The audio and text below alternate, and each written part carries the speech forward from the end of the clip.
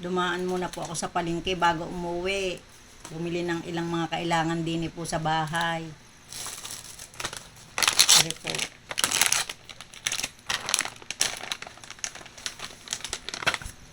Tatlo pong plantain meat. Pero po yung paborito ng mga bata.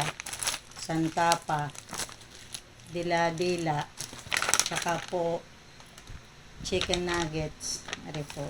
Ilang araw na din ari. Saka po isang boteng mantika. Sinapay. Kung ano lang po ang kulang din sa bahay, siya ko lang binibilit. Ang budget ko ay pinagkakasya. Bumili din po ako na dahil ho ako nagde-disinfect lagi sa mga aso namin. Ay may, laging dapat may downy. Yung lang Scotch Guide. 3 pirasong close up. Saka po pipino. Ang isda po ay nasa lababo na. Saka po aring pakain sa aso. Sa aming 3 aso. Ubos na po ang pakain.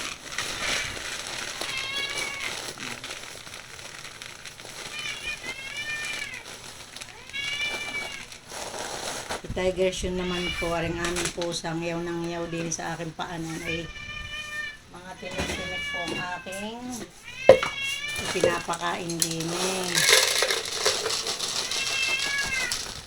dahil nga hindi naman ho ay pakain sa pusa, hindi na ako nabili ng pakain sa pusa at pwede naman ho ang tinik, mga tira-tirang pagkain pagkakataas kumain. Ang aso naman ho, hindi naman ho po pwede na mga gayong pagkain at nasanay ho din sa mga ganari. Kaya po, antay!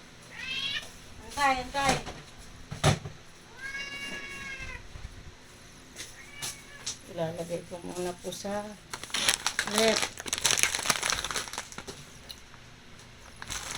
Ari pong rep na are. Yan, gamit ng laman. Palahanap ng laman ng mga rep. Tubig na lang po. At ari naman pong isang rep na ari naman ho'y sira pero napapaglagyan ng mga pagkain. Yung hindi kailangang ilagay sa mga halimbawa Lucky Me, asukal, kape, ganun po, di-istaka namin ng mga tinapay at hindi po nakakalkal ng mabait. Yung mabait po ay diyan po, alam niyo na kung ano yun.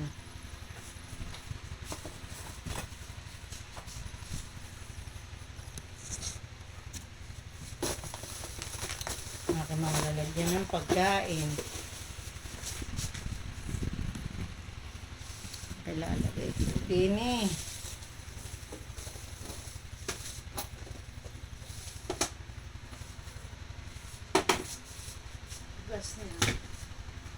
Gas na po are. Hinugasan ko na po yung mga baonan pagka po ako ay kakakain. Nang pagdating din sa amin ay ilalagay na po laang sa lalagyan. Natahol na naman po ng mga aso. Ang kaunting punas lang hot, nakapaglinis na si Benedict at si Faith bago umalis. Nakapaglinis na po. Bago pumasok, pinaglinis.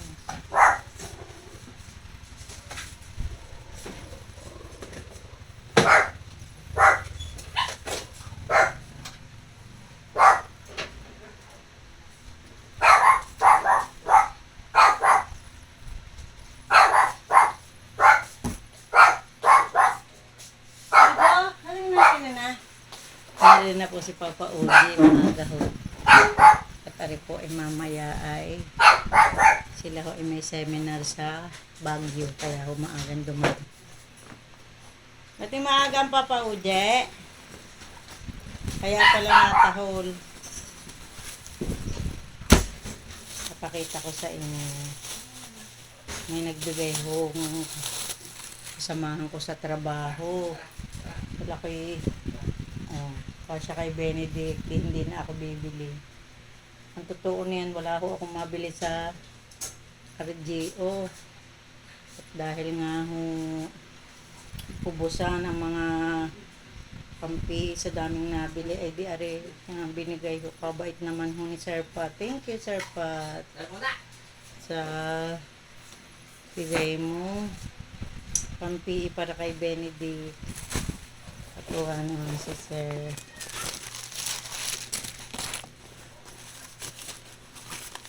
Ito. Bili din po pala ako ng betsin at ilang matagal-tagal din gamitan.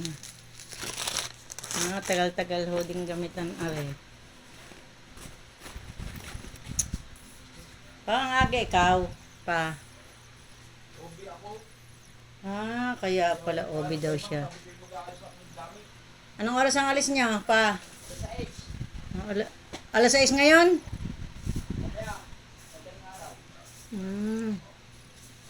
Ay, so sige po. Babay na po sa inyo. God bless.